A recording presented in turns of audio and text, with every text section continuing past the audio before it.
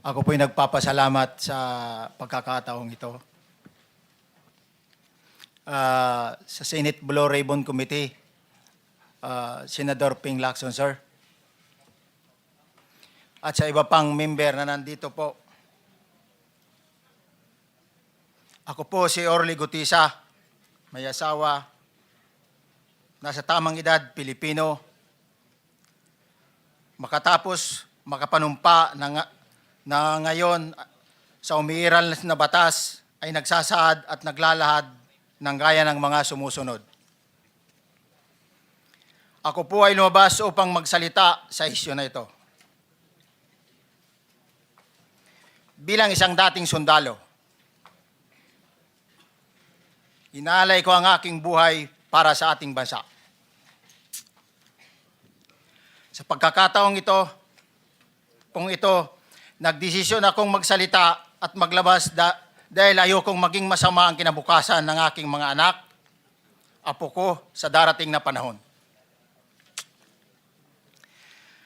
Ayoko pong naririnig ko at napapanood ko sa pagdinig ng Blue Ribbon Committee at ngayon ko po napagdugtong-dugtong yung naging partisipasyon ko po sa anomalya at korupsyon na ginawa at lumalabas sa hearing na ito. Yung palang pera na binubuhat namin at dinideliver mula sa masamang gawain na nagdulot ng baha na ikinamatay ng tao at imbes na gamitin ang pera sa edukasyon, medikal at programa na mapunta lamang pala sa bulsa ng mga politiko. Mabigat po sa akin magsalita dahil may pamilya ko. 4 ang anak ko, nag-aaral pa. May asawa ako at nangangalaga sa aking mga anak at marami akong kasama sa operasyon na may kinalaman sa ibabahagi ko sa inyo. Nagtatrabaho lang po kami ng mga kasama kong sundalo sa Philippine Marines. Huwag sana isipin na aking mga kasama na nagtatraidor ako. Ako sa aming trabaho at pinagsamahan dahil pare-parehas kaming may pamilya at gusto lang naman naming ayusin ang kinabukasan ng bawat isa. Wala akong iniisip na kapahamakan para sa kanila, bagkus ang gusto ko lang maiayos ang kinabukasan ng bayan at lahat kami. Noong December 5, 2004, na-hire ako bilang security consultant sa Ako Bicol Party List or AKB kay Congressman Saldico. At nasimula ng duty ko kay Congressman Saldico. Bawat umaga, nagre-report ako sa BGC sa Horizon, sa Bonifacio Global City, kung saan nakatira si Kong Saldico.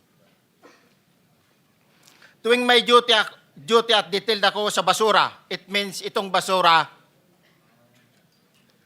ito yung box ng pera na pinag-uusapan natin sa kasalukuyan. Mr. Gutesa, mag-stick ka lang sa binabasa mo. Huwag ka nang nag-a-adlib. Kung ano yung nandito, basahin mo lang. Yes, Your Honor.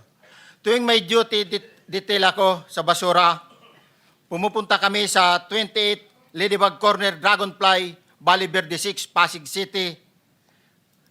Tagabuhat lang ako ng malita ng basura. Ang ibig sabihin ng basura ay malita na may lamang pera. Ang bawat malita ay may lamang humigit kumulang 48 million pesos.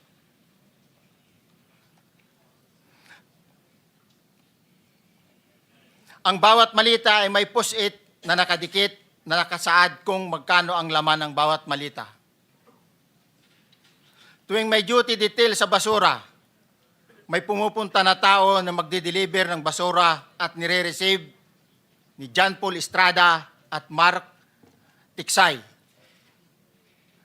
Ang mga executive assistant ni Congressman Saldico at sila ang mga detailed sa mga ganyang activities.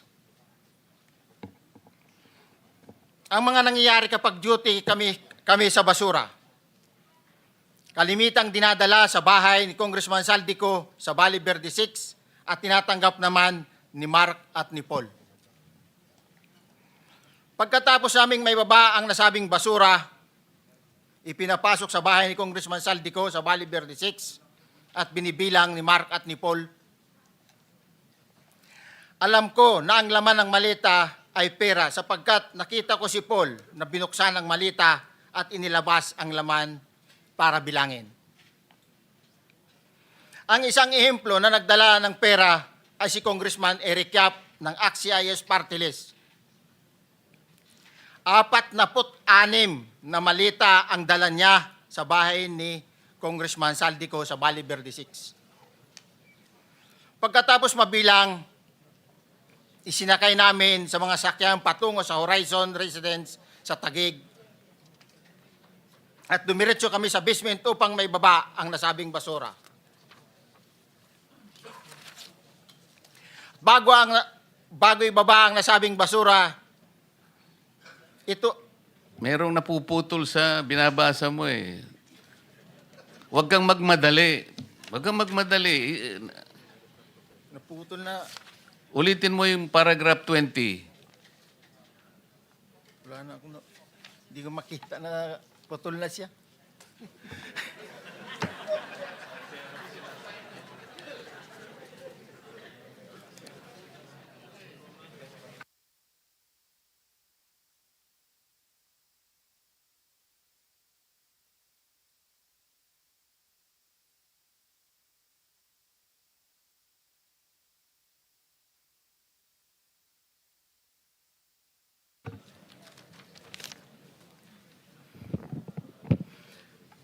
Pagkatapos, mabilang ang sinasakay namin sa mga sakyang patungo sa Horizon Residence, Taguig. Pagdating sa Horizon Residence, dumidiretso kami sa basement upang maibaba ang nasabing basura at dalhin sa unit ni Congressman Saldico sa 56th floor sa nasabing lugar kung saan siya nakatira. Bago ibaba ang nasabing basura, ito ay bawas na. Halimbawa, nag-akyat kami ng 46 na malita. Ibababa lamang namin ay 35 malita para i-deliver sa bahay ni House Speaker Martin Romualdez sa 42 McKinley Street, Taguig. Ang labing isang malita ay naiwan sa taas ng 56th floor sa Horizon Residence. Humigit kumulang 3 beses ako mismo ang nag-deliver ng basura sa bahay ni Congressman Saldico sa Horizon Residence at sa mga bahay ni Speaker Romualdez sa 42 McKinley Street, Taguig. Mas maraming pagkakataon na nagde-deliver kami ng basura sa bahay ni Speaker Romualdez at sa bahay ni Congressman Saldico dahil iba-iba kaming mga nakadetailed na close-in, backup at advance party na nagkakaroon ng rotation. Sa huli, ako po ay nagnanais na mapasailalim sa Witness Protection Program dahil alam ko po nanganganib ang buhay ko at ang aking pamilya sa ginawa kong paglalahad na ito. Sa katotohanan na ang lahat ay nilagdaan ko, ang salaysay na ito ay kusang loob at walang anumang pamimilit at bunsod lamang ng hangarin matulungan ang ating bansa. Ito po ay nilagdaan ko, Your Honor. Thank you, Orly. Before you proceed, meron lang ako ipapakitang litrato sa iyo. No? I-confirm mo, kasama na rin si Bryce, kung yan ba si Paul na binabanggit mo. I confirm, Your Honor. Yun nga po, Your Honor. Siya po. Okay, so, yeah, for the record, andito po yung litrato nung binabanggit na si Paul. Ang pulyado nito.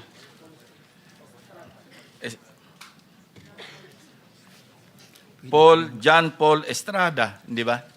Yes, Your Honor. Oh, sige. Thank you very much. You may continue, Senator Marcoleta. Thank you, Mr. Chair. Mr. Gutesa, dito sa iyong paglalahad ay gumawa ka ng isang paghalimbawa. Inihalimbawa mo si Congressman Eric Yap, ngunit isang tagpo lang yun eh.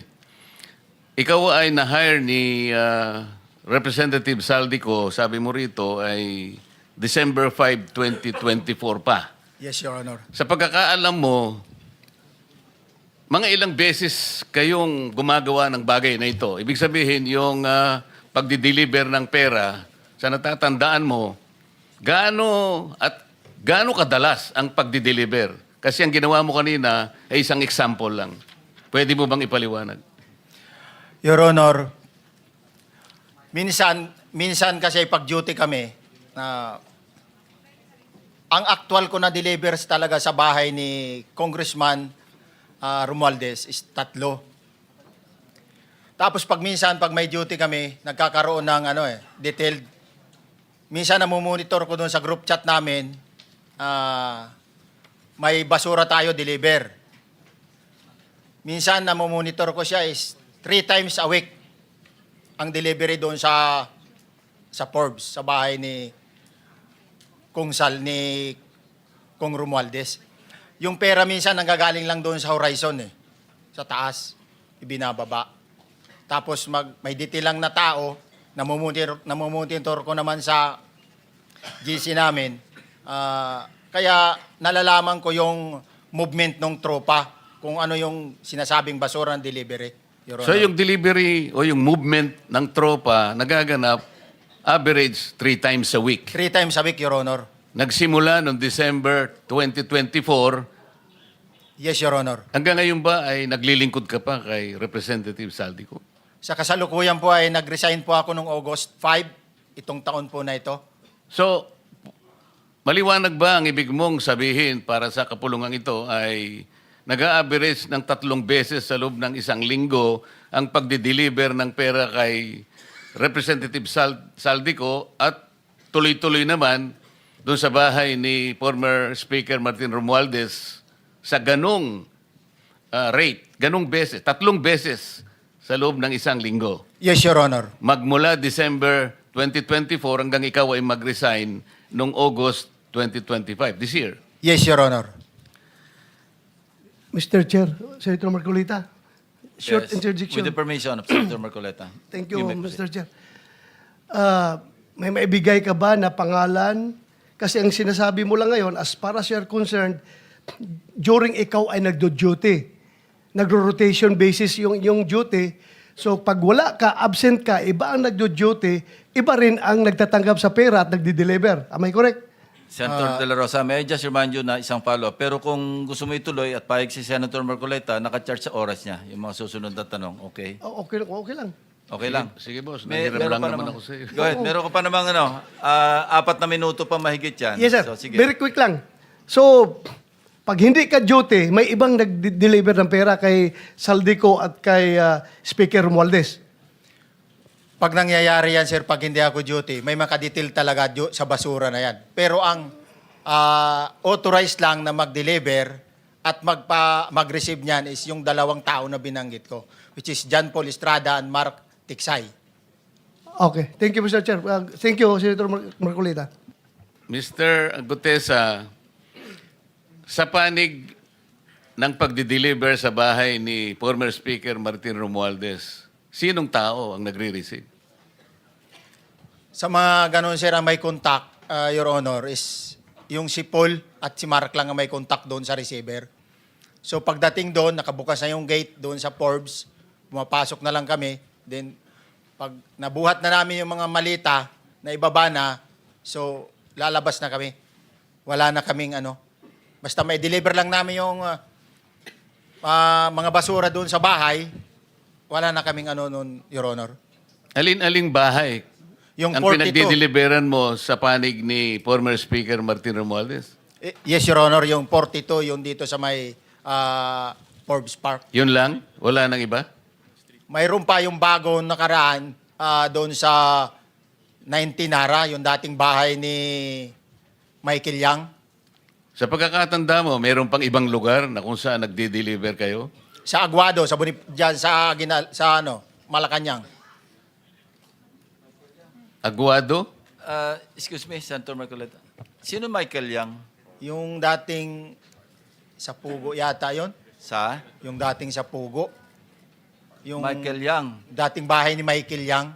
Dating bahay. Yes, Your Honor. Okay, thank you. Ibig mo sabihin, nabili ni Speaker Martin yung bahay ni Michael yan?